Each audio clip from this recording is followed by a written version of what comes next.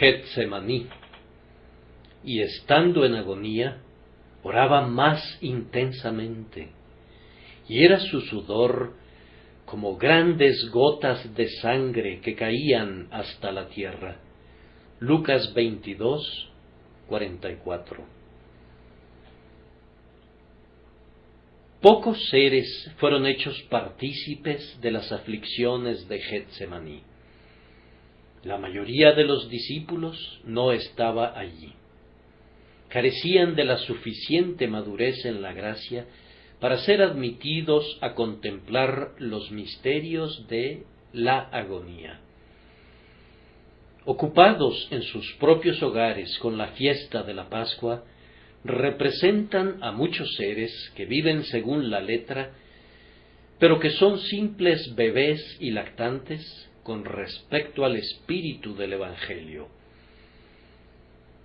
Los muros de Getsemaní tipifican adecuadamente esa debilidad en la gracia que esconde de la mirada de los creyentes ordinarios las más profundas maravillas de la comunión. A 12 discípulos, o mejor dicho, a 11, les fue concedido el privilegio de entrar en Getsemaní y ver aquel grandioso espectáculo. De los 11, 8 se quedaron a cierta distancia. Tenían compañerismo, pero no era la íntima comunión a la que son admitidos los hombres que son grandemente amados. Únicamente 3 discípulos muy favorecidos, que habían estado con él en el monte de la Transfiguración y que habían presenciado el milagro vivificador en casa de Jairo, únicamente esos 3 se acercaron al velo de su misteriosa angustia, pero dentro de ese velo ni siquiera ellos debían penetrar. Tuvieron que permanecer a la distancia de un tiro de piedra. Debía pisar él solo el lagar, y de los pueblos nadie había con él. Pedro y los 2 hijos de Zebedeo representan a los pocos santos eminentes, experimentados e instruidos por la gracia, que pudieran ser descritos como padres. Habiendo hecho negocio en las muchas aguas, pueden medir, en alguna medida, las enormes olas del Atlántico de la pasión de su Redentor. Habiendo pasado mucho tiempo a solas con él, pueden leer su corazón mucho mejor que aquellos que meramente lo ven en medio de la multitud. A ciertos espíritus selectos, para el bien de otros y para su propio fortalecimiento, para enfrentar algún conflicto fiero, especial y futuro, les es dado entrar en el círculo íntimo y oír las súplicas del sufriente sumo sacerdote. Son hechos partícipes de sus padecimientos y llegan a ser semejantes a él en su muerte. Con todo, yo digo que incluso ellos, los elegidos entre los elegidos, esos escogidos y especiales favoritos entre los cortesanos del rey, incluso ellos no pueden penetrar en los lugares secretos del dolor del Salvador como para comprender todas sus agonías. Tus desconocidos sufrimientos es una notable expresión de la liturgia griega, pues hay una cámara interna en su aflicción que está aislada del conocimiento y del compañerismo del hombre. ¿No fue aquí que Cristo fue más que nunca un don indecible para nosotros? ¿Acaso Watts no está en lo cierto cuando canta: y todas las dichas desconocidas que proporciona fueron compradas con agonías desconocidas? Puesto que, por experimentado que fuera, no es posible que ningún creyente supiera por sí mismo todo lo que nuestro Señor soportó en el lugar del trapiche de aceitunas, cuando fue presionado entre la muela y la solera del molino del sufrimiento mental y de la malicia infernal, está claramente más allá de la capacidad del predicador para exponerlo para ustedes. El propio Jesús tiene que darles el acceso a los prodigios de Getsemaní. En cuanto a mí, lo único que puedo hacer es invitarlos a entrar en el huerto, pidiéndoles que quiten su calzado de sus pies, pues el lugar en que ustedes están, tierra santa es. Yo no soy ni Pedro, ni Santiago, ni Juan, sino alguien que, como ellos, de buen grado querría beber del vaso del Maestro y ser bautizado con su bautismo. Yo solo he llegado hasta ahora donde está el grupo de los 8, pero allí he oído los profundos gemidos del varón de dolores. Es posible que algunos de ustedes, mis venerables amigos, hayan aprendido mucho más que yo, pero no se negarán a escuchar de nuevo el estruendo de las muchas aguas que procuraron apagar el amor del grandioso esposo de nuestras almas. Varios asuntos solicitan nuestra breve consideración. Ven, Espíritu Santo, e infunde luz en nuestros pensamientos y vida en nuestras palabras. Acérquense y contemplen la indecible congoja del Salvador. Diversas palabras en la Escritura expresan las emociones de aquella noche dolorosa. Juan transcribe unas palabras de nuestro Señor, dichas 4 días antes de su pasión. Ahora está turbada mi alma. Cuando advirtió los nubarrones que se avecinaban, casi no sabía a dónde volverse y exclamó: ¿y qué diré? Mateo dice de él: comenzó a entristecerse y a angustiarse en gran manera. Sobre la palabra ademonein, traducida como angustiarse en gran manera, Goodwin comenta que en la agonía del Salvador hubo algo de confusión mental, puesto que la raíz de la palabra significa apartado del pueblo, es decir, hombres en confusión mental, separados de la humanidad. ¡Qué pensamiento, hermanos míos, es que nuestro bendito Señor fuera conducido hasta el propio límite de la confusión mental por la intensidad de su angustia! Mateo describe que el propio Salvador dijo: mi alma está muy triste hasta la muerte. Aquí la palabra perilipos quiere decir rodeado, circundado, sobrecogido de dolor. Fue sumergido por completo en la angustia y no tenía ningún respiradero. Es la fuerte expresión de Goodwin. El pecado no deja ningún resquicio por donde pueda entrar el consuelo, y por tanto, quien carga con el pecado tiene que estar enteramente inmerso en el dolor. Marcos escribe que comenzó a entristecerse y a angustiarse. En este caso, Zambeisthai, con el prefijo ek, describe un entristecimiento extremo como el de Moisés, cuando estuvo espantado y temblando. Oh bendito Salvador, no podemos tolerar el pensamiento de que estabas asombrado y alarmado. Sin embargo, así fue cuando los terrores de Dios se dispusieron en la batalla contra ti. Lucas usa el fuerte lenguaje de mi texto, estando en agonía.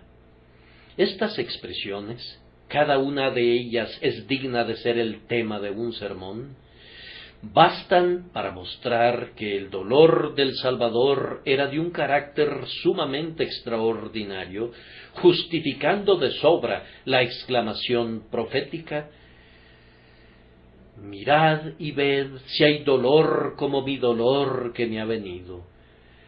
Para nosotros, su condición en la desventura no tiene comparación. Nadie ha sido importunado por los poderes del mal como él lo fue. Es como si los poderes del infierno hubiesen mandado a sus legiones diciendo: no peleéis ni con grande ni con chico, sino solo contra el Rey de Israel. Si profesáramos entender todas las fuentes de la agonía de nuestro Señor, la sabiduría nos reprendería con la pregunta: ¿has entrado tú hasta las fuentes del mar y has andado escudriñando el abismo? Lo único que podemos hacer es mirar a las causas reveladas del dolor. Brotó, en parte, del horror de su alma al comprender plenamente el significado del pecado. Hermanos, cuando por primera vez fueron convencidos de pecado y lo vieron como algo extremadamente pecaminoso, a pesar de que su percepción de su pecaminosidad era débil en comparación con su verdadera atrocidad, con todo, el horror se apoderó de ustedes. ¿Recuerdan aquellas noches de insomnio? Dijeron, como el salmista: se envejecieron mis huesos en mi gemir todo el día, porque de día y de noche se agravó sobre mí tu mano, se volvió mi verdor en sequedades de verano. Algunos de nosotros podemos recordar cuando nuestras almas tuvieron por mejor la estrangulación y quisieron la muerte más que nuestros huesos, cuando, si las sombras de muerte hubieran podido cubrirnos de la ira de Dios, habríamos estado extremadamente contentos de dormir en la tumba para no hacer nuestro estrado en el Seol. Nuestro bendito Señor vio al pecado en su negrura natural. Él tenía una percepción muy clara de su arremetida traicionera contra su Dios, de su odio homicida contra su propia persona y de su destructora influencia sobre la humanidad. Era natural que se apoderara de él el terror, pues una visión del pecado tiene que ser mucho más atroz que una visión del infierno, que no es sino su engendro. Otra profunda fuente de dolor se encontraba en el hecho de que Cristo asumía entonces más plenamente su posición oficial con respecto al pecado. Entonces fue hecho pecado. Oigan la palabra: al que no conoció pecado, por nosotros lo hizo pecado, para que nosotros fuésemos hechos justicia de Dios en él. Aquella noche se cumplieron las palabras de Isaías: Jehová cargó en él el pecado de todos nosotros. Entonces estuvo como quien cargó con el pecado, el sustituto aceptado por la justicia divina, para que soportara todo el peso de la ira divina, y no tuviéramos que soportarlo nosotros. En aquella hora el cielo lo miró ubicado en el lugar del pecador, y lo trató como el hombre pecador merecía ser tratado con creces. Oh, queridos amigos, cuando el inmaculado Cordero de Dios se vio a sí mismo en el lugar del culpable, cuando no pudo repudiar ese lugar porque Él lo había aceptado voluntariamente para salvar a sus elegidos, ¿qué no debe de haber sentido su alma? ¿Cómo debe de haberse escandalizado su naturaleza perfecta por una asociación tan estrecha con la iniquidad?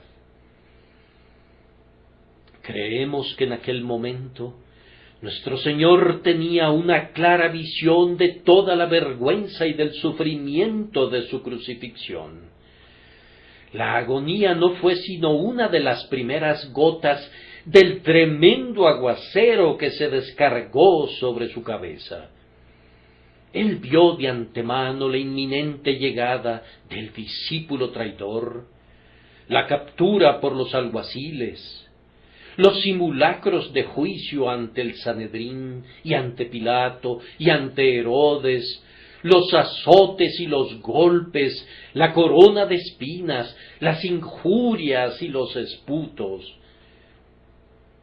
Todo esto se le vino a la mente, y como es una ley general de nuestra naturaleza, que la visión anticipada de un juicio es más aflictiva que el juicio mismo, podemos concebir por qué razón aquel que no respondió ni una sola palabra cuando se encontraba en medio del conflicto, no pudo reprimirse del llanto amargo y de las lágrimas ante la perspectiva del juicio.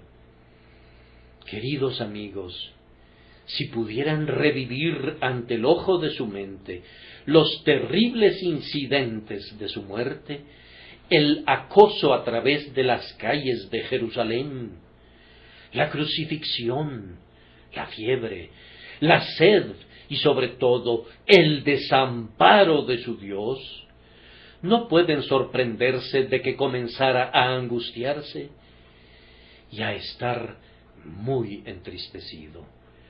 Pero posiblemente un árbol todavía más feraz de amargura era este, que en ese momento su padre comenzó a retirar su presencia de él. La sombra de ese gran eclipse comenzó a caer sobre su espíritu cuando se arrodilló en aquella media noche fría en medio de los olivos de Getsemaní. Los consuelos perceptibles que habían alegrado su espíritu le fueron retirados. Aquella bendita aplicación de las promesas que Cristo Jesús necesitaba como hombre le fue suprimida. Todo lo que entendemos por el término las consolaciones de Dios fueron ocultadas a sus ojos. Quedó sin la ayuda de nadie para contender por la liberación del hombre. Dios se mantuvo como si hubiera sido un espectador indiferente, o más bien, como si hubiera sido un adversario, porque como hiere un enemigo lo hirió, con azote de adversario cruel. Pero a nuestro juicio, el culmen del sufrimiento del Salvador en el huerto estribó en las tentaciones de Satanás. Es ahora, por sobre cualquier otro momento de su vida, incluso sobrepasando el conflicto de 40 días en el desierto, fue el momento de su tentación. Esta es vuestra hora y la potestad de las tinieblas. Entonces pudo decir enfáticamente: viene el príncipe de este mundo. Este fue su último combate cuerpo a cuerpo con todas las huestes del infierno, y allí tuvo que sudar grandes gotas de sangre antes de poder alcanzar la victoria. Hemos echado un vistazo a las fuentes del grande abismo que fueron rotas cuando las aguas de la aflicción inundaron el alma del Redentor. Hermanos, veamos esta especial lección antes de dejar la contemplación. No tenemos un sumo sacerdote que no pueda compadecerse de nuestras debilidades, sino uno que fue tentado en todo según nuestra semejanza, pero sin pecado. Acerquémonos, pues, confiadamente al trono de la gracia, para alcanzar misericordia y hallar gracia para el oportuno socorro. Pensemos que ningún sufrimiento puede ser desconocido para Él. Nosotros simplemente corremos con los de a pie. Él tuvo que contender con gente de a caballo. Nosotros únicamente pasamos por las aguas de la aflicción hasta los tobillos. Él tuvo que dar brazadas en medio de las crecidas aguas agitadas del Jordán. Él nunca dejará de socorrer a su pueblo cuando es tentado, tal como se dijo en la antigüedad. En toda angustia de ellos Él fue angustiado, y el ángel de su faz los salvó. A continuación pasamos a contemplar la tentación de nuestro Señor. Al inicio de su carrera, la serpiente comenzó a mordisquear el talón del liberador prometido, y ahora, conforme se aproximaba el momento en que la simiente de la mujer heriría la cabeza de la serpiente, ese dragón antiguo hizo un desesperado intento en contra de su gran destructor. No es posible que levantemos el velo que la revelación ha corrido, pero podemos formarnos una vaga idea de las sugerencias con las que Satanás tentó a nuestro Señor. Sin embargo, antes de intentar pintar este cuadro, hemos de comentar, a manera de advertencia, que independientemente de lo que Satanás pudiera haberle sugerido a nuestro Señor, su perfecta naturaleza no se sometió a ello en ningún grado como para pecar. No cabe duda de que las tentaciones fueron de la naturaleza más malévola, pero no dejaron ninguna mancha ni imperfección en aquel que permaneció siendo todavía señalado entre 10,000. El príncipe de este mundo vino, pero no tenía nada en Cristo. Generó las chispas, pero no pudieron caer, como en nuestro caso, sobre madera seca. Fue como si cayeran en el mar y se apagaron de inmediato. Lanzó las flechas de fuego, pero ni siquiera pudieron provocar cicatrices en la carne de Cristo. Acertaron en el escudo de su naturaleza perfectamente justa y cayeron con sus puntas rotas para confusión del adversario. Pero, ¿cuáles creen ustedes que fueron esas tentaciones? Por ciertas pistas disponibles, tengo la impresión de que fueron más o menos algo así. Hubo, primero, una tentación para que dejara inconclusa la obra. Podemos concluir esto partiendo de la oración: si es posible, pase de mí esta copa. Hijo de Dios, le dijo el tentador, ¿así es la cosa? ¿Eres realmente llamado a cargar con el pecado del hombre? Con que Dios ha dicho, he puesto el socorro sobre uno que es poderoso, ¿y eres tú el escogido de Dios para llevar toda esta carga? Mira tu debilidad. Estás sudando aún ahora grandes gotas de sangre. Seguramente no eres tú aquel a quien el Padre ha ordenado que sea poderoso para salvar. Y si lo fueras, ¿qué ganarías con eso? ¿De qué te servirá? Tú ya tienes suficiente gloria. Mira que aquellos por quienes te vas a ofrecer como un sacrificio son unos infieles. Tus mejores amigos duermen a tu lado cuando estás más necesitado de su consuelo. Tu tesorero, Judas, se apresura para traicionarte por el precio de un esclavo común. El mundo por el que te sacrificas va a descartar tu nombre como algo maligno. ¿Y cuánto vale tu iglesia por la que pagas el precio del rescate? Un tropel de mortales. Tu divinidad podría crear seres semejantes en cualquier momento que te pluviera. Entonces, ¿por qué necesitas derramar tu alma hasta la muerte? Este tipo de argumentos usaría Satanás. La astucia infernal de uno que para entonces había estado tentando a los hombres durante miles de años, sabría cómo inventar todo tipo de maldades. Derramaría sobre el Salvador los carbones más ardientes del infierno. Fue por luchar contra esta tentación, entre otras, que, estando en agonía, nuestro Salvador oró más intensamente.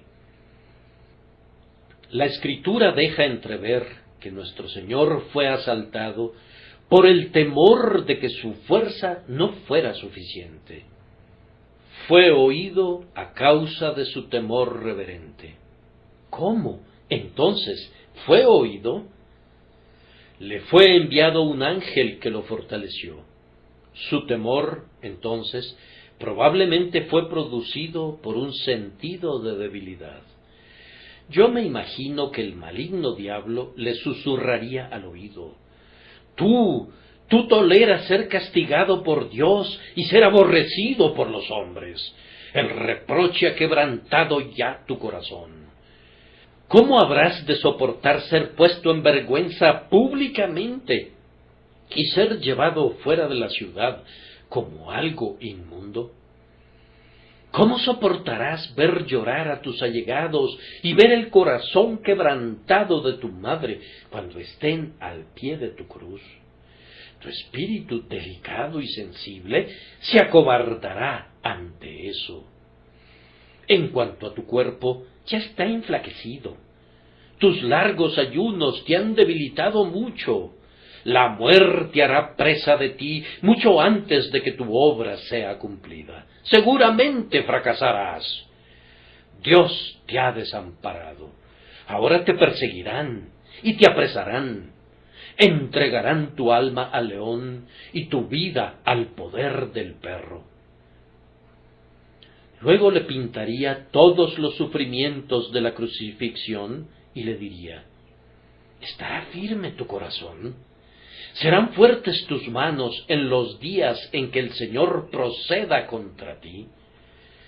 La tentación de Satanás no estaba dirigida contra la deidad, sino contra la humanidad de Cristo, y por tanto el maligno se concentraría en la debilidad del hombre.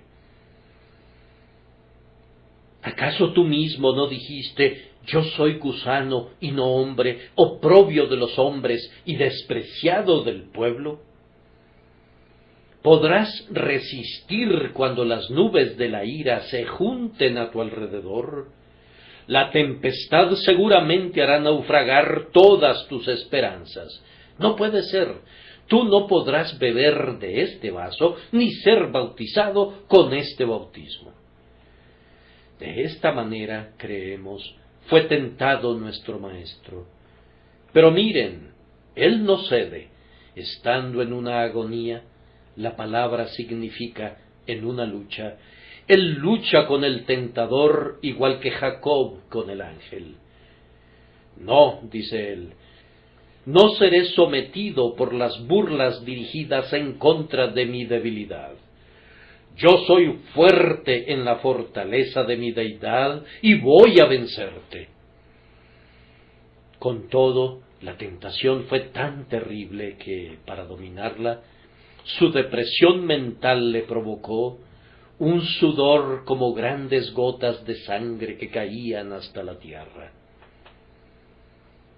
Posiblemente también la tentación pudo haber provenido de una sugerencia en el sentido de que estaba completamente desamparado. Yo no lo sé.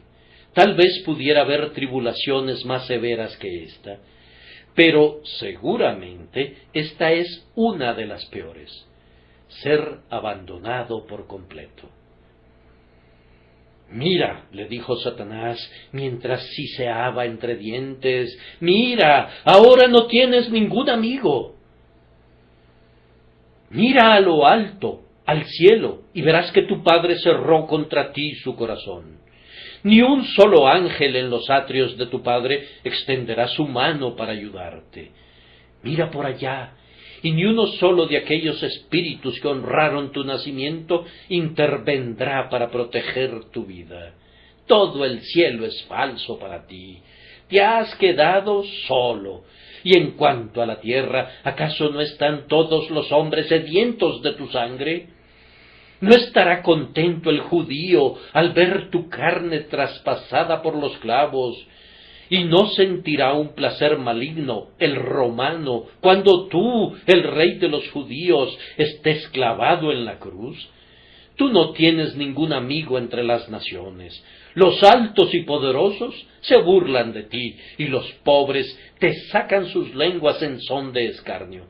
Estando en tu mejor condición, no tenías dónde recostar tu cabeza, y ahora no tienes ningún lugar donde se te brinde abrigo.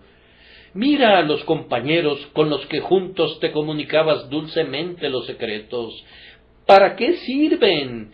Hijo de María, mira allí a tu hermano Santiago, mira allí a tu amado discípulo Juan y a tu valiente apóstol Pedro. Duermen, duermen. Y esos 8, ¿cómo duermen los cobardes mientras tú estás sumido en tus sufrimientos? ¿Y dónde están los otros 400? Te han olvidado. Estarán en sus fincas y en sus comercios por la mañana. He aquí, no te queda ningún amigo, ni en el cielo ni en la tierra. He enviado mis misivas a través de todas las regiones, convocando a todo príncipe de las tinieblas para que caiga sobre ti esta noche, y no vamos a escatimar flechas, y vamos a usar todo nuestro poder infernal para doblegarte. ¿Y qué harás tú ahora que te quedaste solo? Esa pudo haber sido la tentación. Pienso que pudo haber sido esa porque la aparición de un ángel para fortalecerlo suprimió ese miedo. Fue oído a causa de su temor reverente. Ya no estuvo solo, sino que el cielo estaba con él. Esa pudo haber sido la razón de que se acercara 3 veces a sus discípulos, como lo expresó Hart. Hacia atrás y hacia adelante corrió 3 veces, como si buscara alguna ayuda del hombre. Quería ver por sí mismo si era realmente cierto que todos los hombres lo habían abandonado. Los encontró durmiendo a todos. Pero tal vez recibió algún débil consuelo pensando que estaban durmiendo no por traición, sino por causa de la tristeza, y porque el espíritu a la verdad estaba dispuesto, pero la carne era débil. Pensamos que Satanás atacó también a nuestro Señor con el escarnio. Ustedes saben con qué disfraz puede vestirlo el tentador y cuán amargamente sarcástico puede ser al hacer la insinuación. Ah, tú serás incapaz de lograr la redención de tu pueblo. Tu gran benevolencia provocará una mofa y tus seres amados perecerán. Tú no prevalecerás para salvarlos de mi asidero. Tus ovejas esparcidas seguramente serán mi presa. Hijo de David, yo soy un buen contendiente para ti. Tú no puedes librar de mi mano. Muchos de tus elegidos han entrado en el cielo debido a la fuerza de tu expiación, pero yo voy a sacarlos a rastras de allí y voy a apagar las estrellas de la gloria. Voy a hacer que disminuya el número de coristas de Dios en los atrios del cielo, pues tú no cumplirás con tu fianza. Tú no puedes hacerlo. Tú eres incapaz de llevar a lo alto a esta muchedumbre numerosa. Van a perecer. Mira, ¿no han sido dispersadas las ovejas ahora que el pastor ha sido herido? Todas ellas te olvidarán. Nunca verás el fruto de la aflicción de tu alma. Tu fin deseado no será alcanzado nunca. Tú serás por siempre el hombre que comenzó a construir, pero no fue capaz de concluir. Tal vez esta fuera más verdaderamente la razón por la que fue 3 veces a mirar a sus discípulos.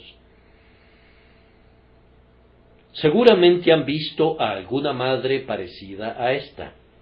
Se encuentra muy desfallecida, agotada por una seria enfermedad, pero se esfuerza bajo el tremendo temor de que su hijo se muera.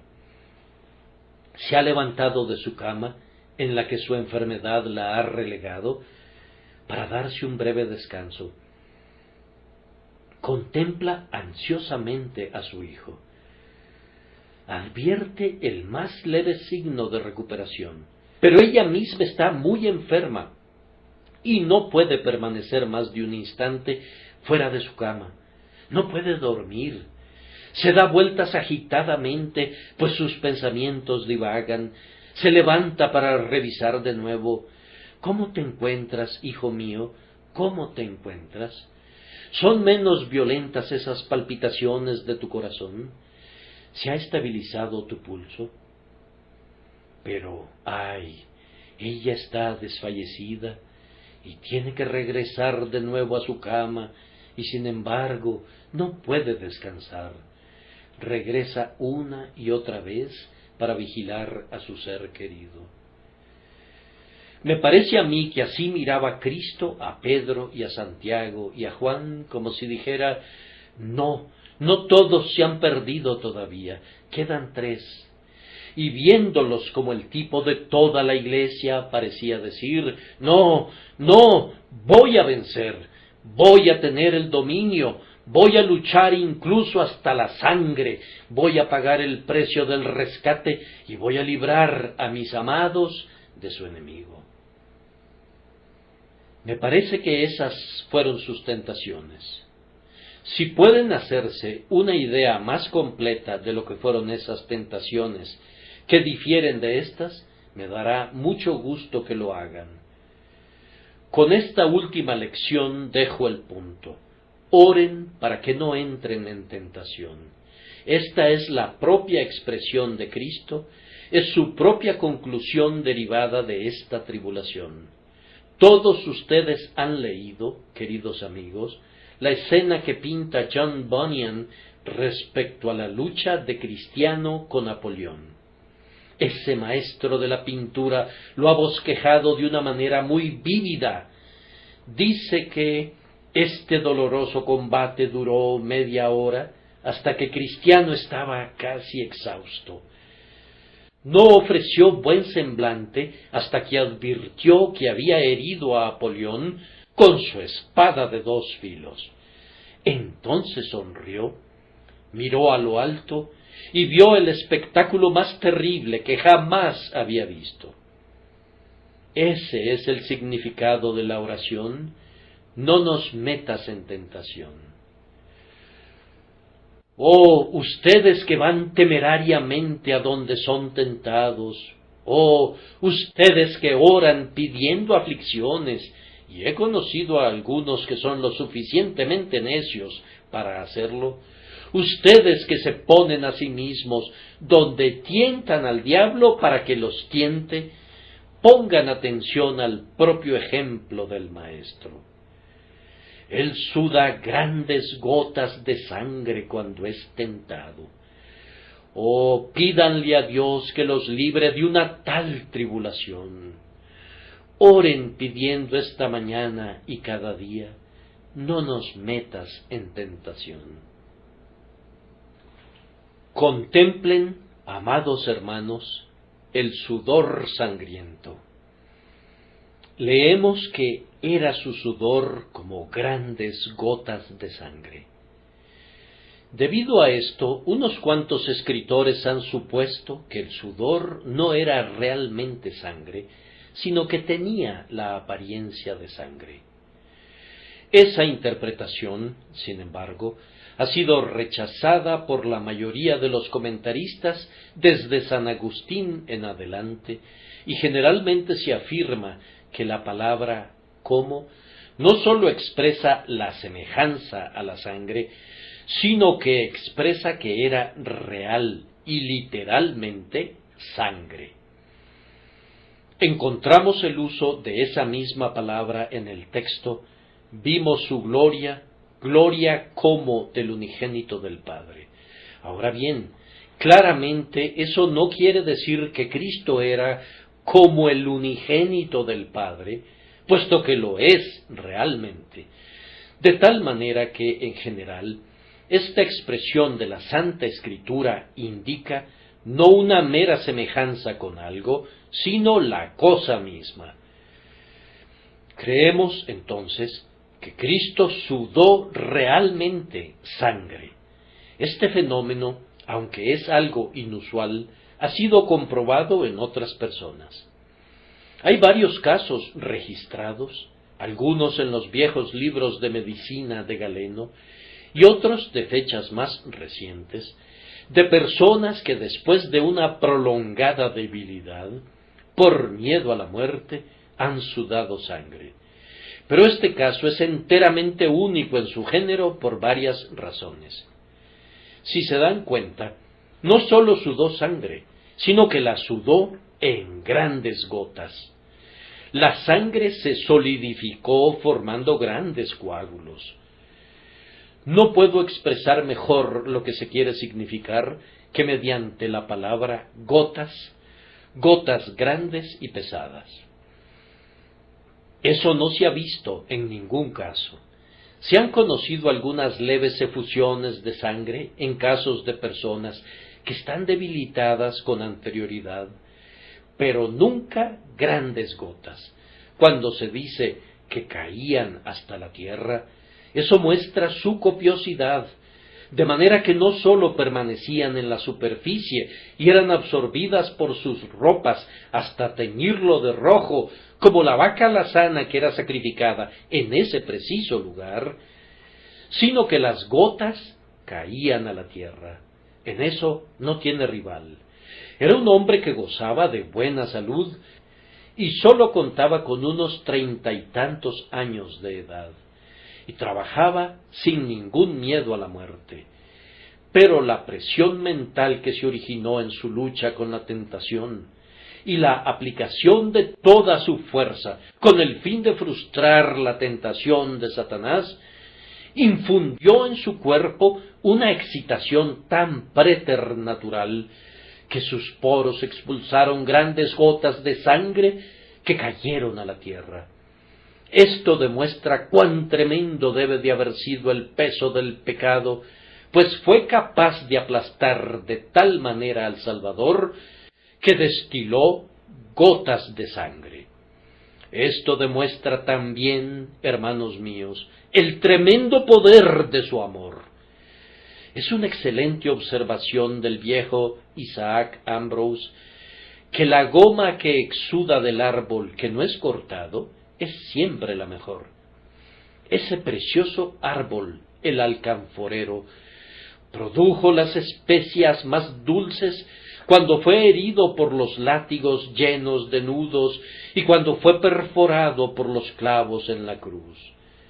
Pero vean, produce su mejor especia cuando no hay látigo, ni clavo, ni herida.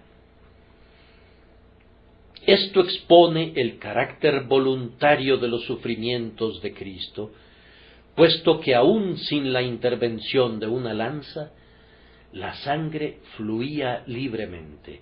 No había necesidad de pegar la sanguijuela ni de aplicar el cuchillo. Fluyó espontáneamente. No había ninguna necesidad de que los gobernantes clamaran «sube, oh pozo», por sí sola fluye en torrentes de color carmesí.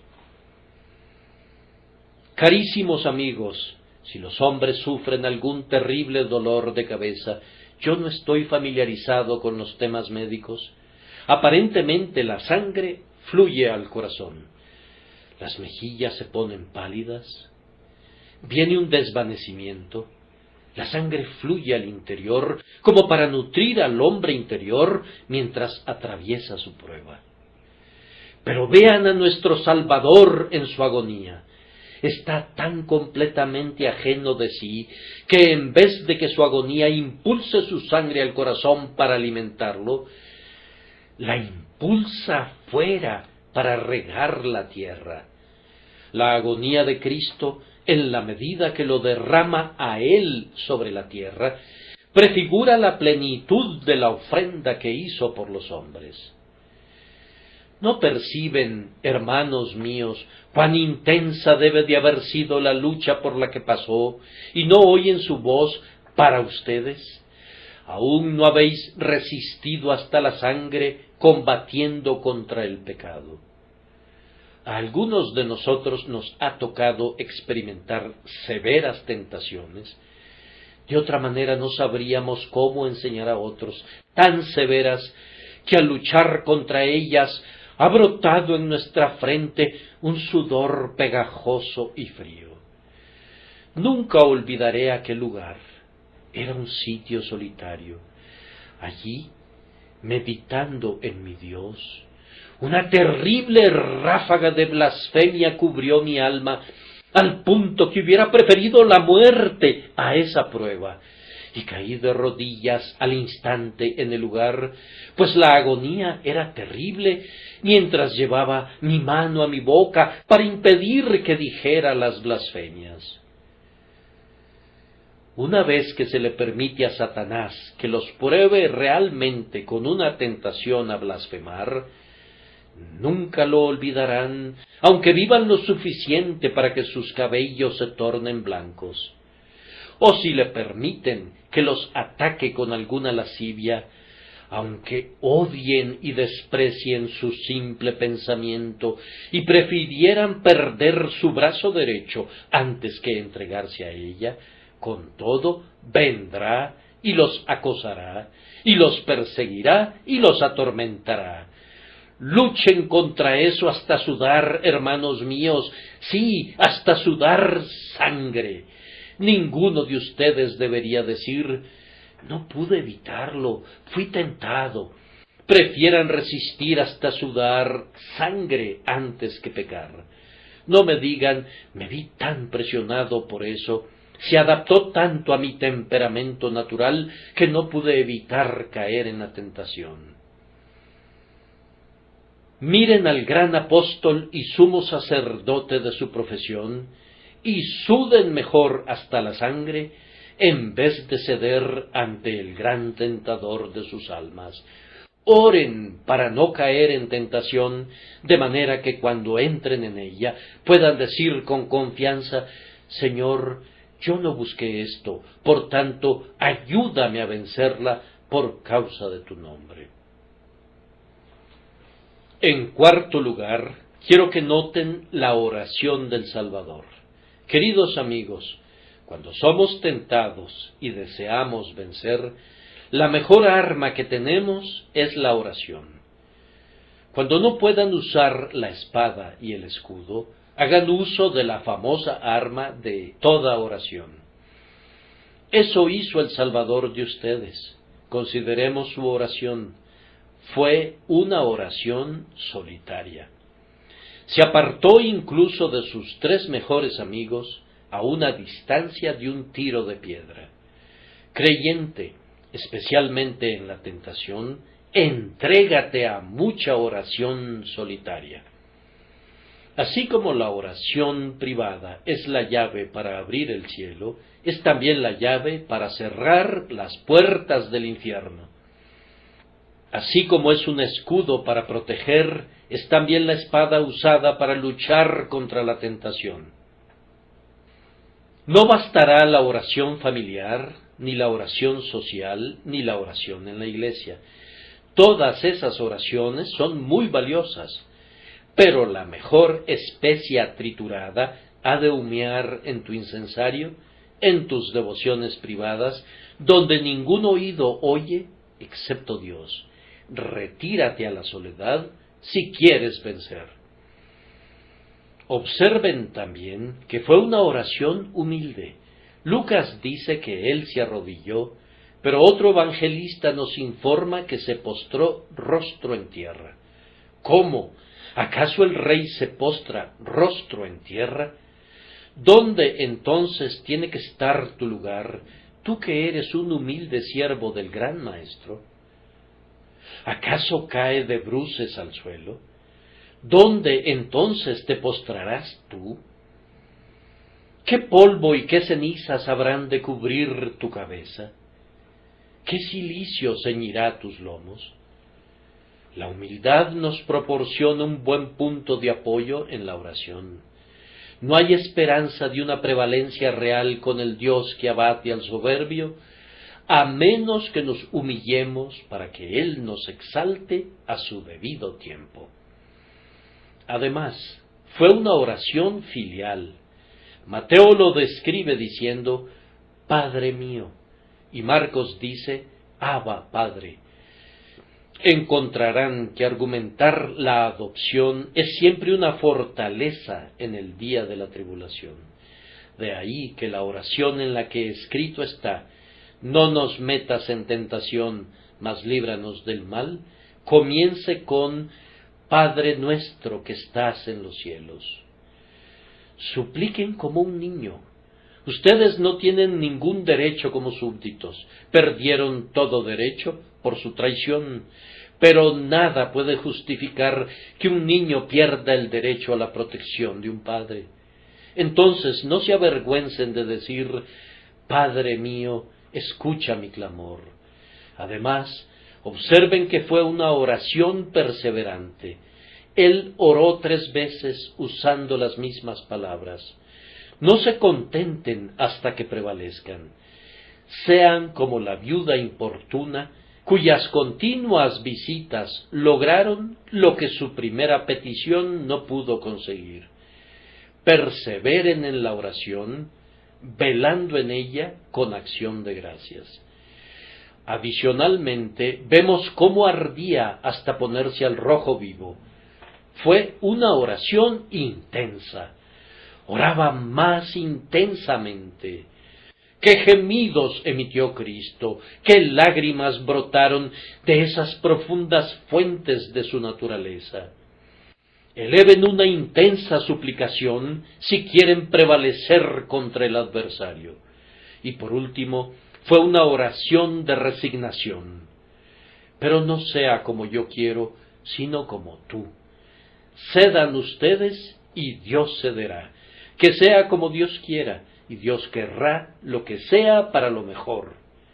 Estén ustedes perfectamente contentos de dejar el resultado de su oración en las manos de aquel que sabe cuándo dar, y cómo dar, y qué retener. Así que prevalecerán si suplican intensa e importunamente, mezclando en todo humildad y resignación. Queridos amigos, tenemos que concluir. Prosigamos al último punto con esta lección práctica: levantaos y orad. Cuando los discípulos estaban acostados, se quedaron dormidos. Sentarse es también una postura ideal para dormir. Levántense, sacúdanse, pónganse de pie en el nombre de Dios, levántense y oren. Y si están en tentación, sean más insistentes, apasionados e importunos con Dios de lo que hubieran sido jamás en su vida, para que Él los libre en el día del conflicto. Como el tiempo se nos ha terminado, concluimos con el último punto, que es el predominio del Salvador. La nube ha pasado. Cristo estuvo de rodillas y la oración concluyó. Pero, dirá alguien, ¿acaso Cristo prevaleció en la oración? Amados, ¿podríamos tener alguna esperanza de que prevalezca en el cielo si no hubiera prevalecido en la tierra? Si su amargo llanto y sus lágrimas no hubieran sido oídas entonces, ¿no sospecharíamos que fallaría ahora? Debido a que sus oraciones prevalecieron, Él es un buen intercesor nuestro. ¿Cómo fue oído? La respuesta ciertamente será dada en breve. Fue oído, pienso, en 3 sentidos.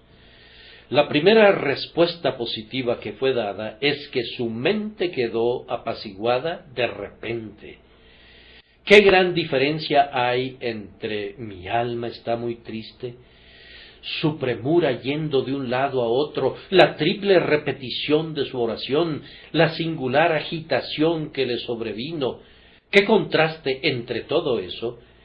y su ir al encuentro del traidor, diciéndole: con un beso entregas al Hijo del Hombre.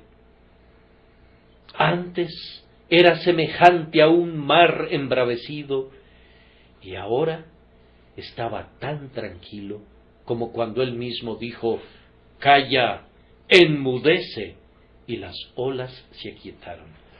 No se puede conocer una paz más profunda que la que reinó en el Salvador cuando, estando delante de Pilato, no le respondió palabra.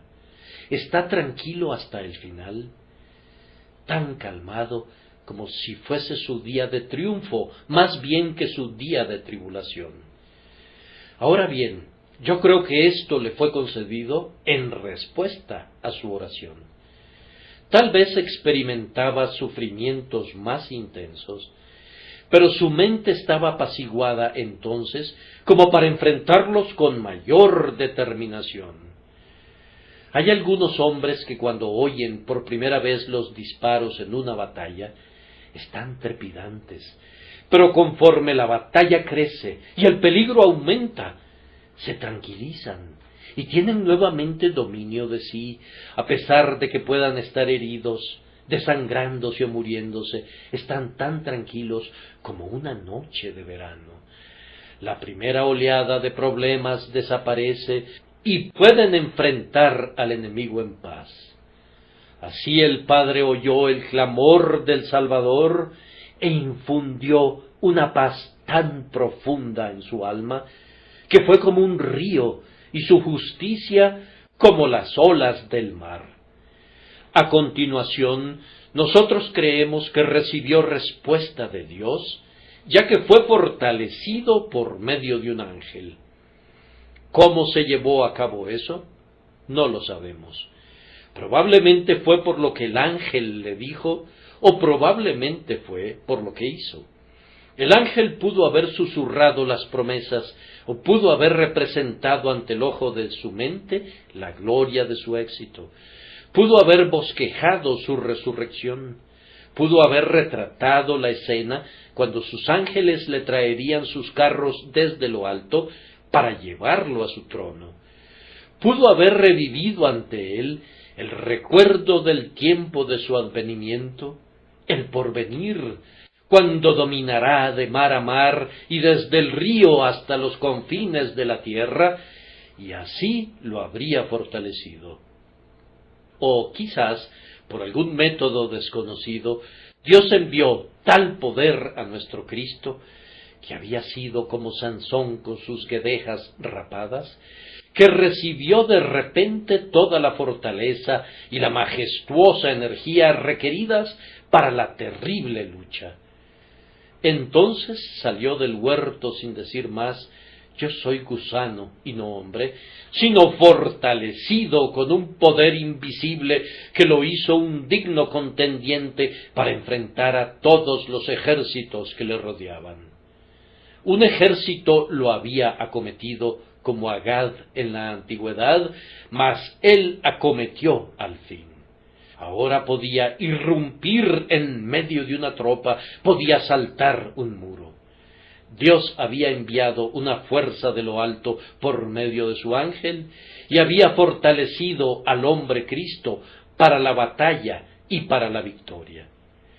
Y creo que podemos concluir diciendo que Dios lo oyó al concederle entonces no fuerza simplemente, sino una real victoria sobre Satán.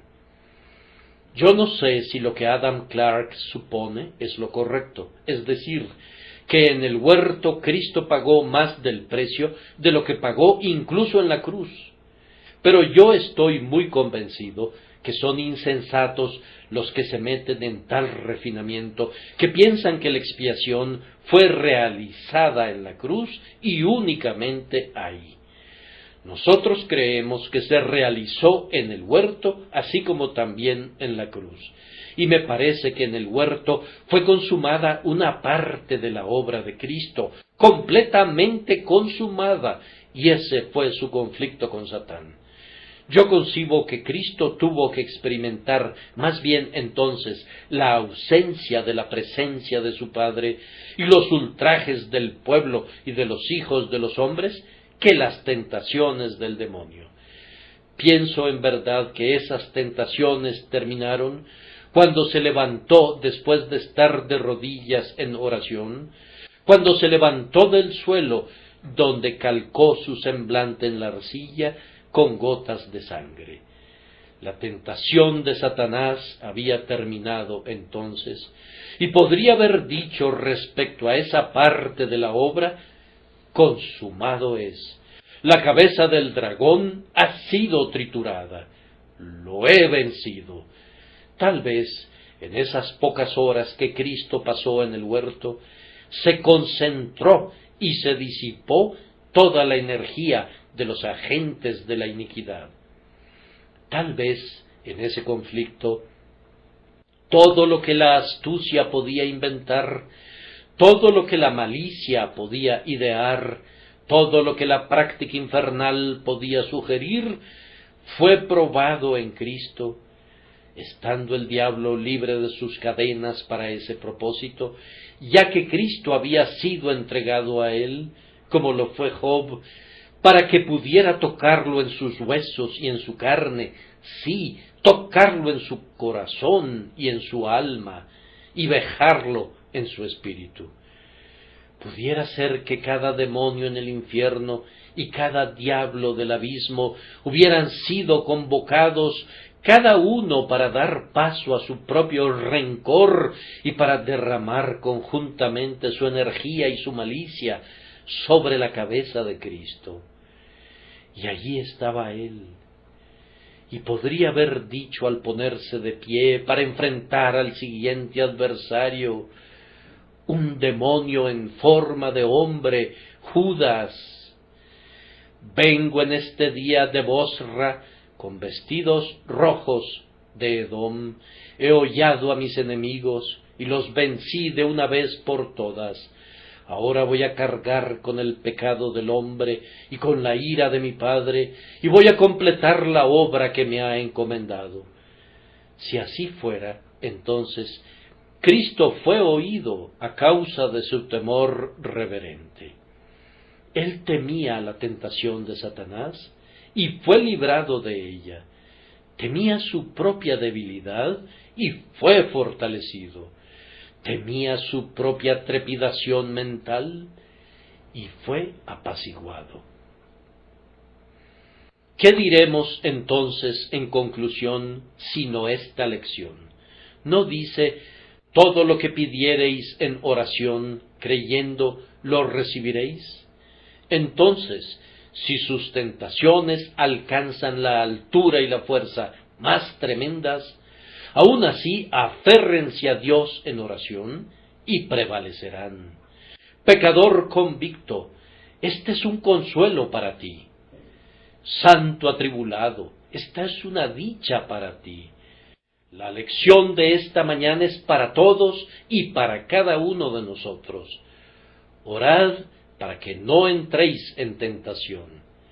Si estamos en tentación, hemos de pedir que Cristo ore por nosotros para que nuestra fe no falle, y cuando hayamos superado el problema, tratemos de fortalecer a nuestros hermanos, tal como Cristo nos ha fortalecido en este día.